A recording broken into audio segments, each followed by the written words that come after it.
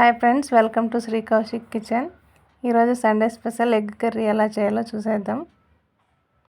Mixie జార్లో cut చేసిన medium size ఉల్లిపాయ, ఒక టమోటా, ఒక పచ్చిమిర్చి, 5-6 వెల్లుల్లి రబ్బలు, చిన్న అల్లం ముక్కలు 2 లవంగాలు, చిన్న దాల్చిన చెక్క వేసి గ్రైండ్ చేసుకోవాలి.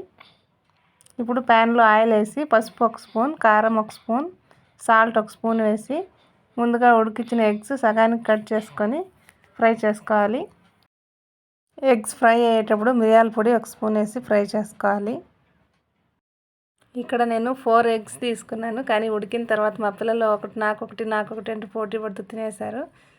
ఇప్పుడు ఎగ్స్ ఫ్రై అయ్యాక తీసి పక్కన పెట్టుకోవాలి. అదే ప్యాన్లో ఇంకొంచెం ఆయిల్ వేసి 1 స్పూన్ ఆవాలు, 1 స్పూన్ జీలకర్ర, కరివేపాకు, తరిగిన ఉల్లిపాయలు, 1 పచ్చిమిర్చి, తరిగిన టమోటా ముక్కలు వేసి మగ్గించుకోవాలి. ఇప్పుడు గ్రైండ్ చేసుకున్న పేస్ట్ వేసి పచ్చివాసన పోయేంత వరకు ఫ్రై చేసుకోవాలి.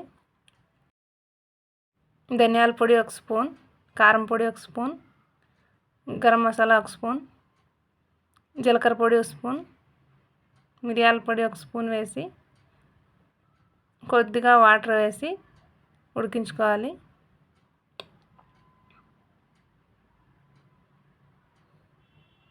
ఇప్పుడు ముందుగా ఉడికించి ఫ్రై చేసుకున్న ఎగ్స్ వేసి టేస్ట్కి తగినంత సాల్ట్ వేసి ఫైనల్గా కొత్తిమీర వేసి గార్నిష్ చేసుకోవాలి.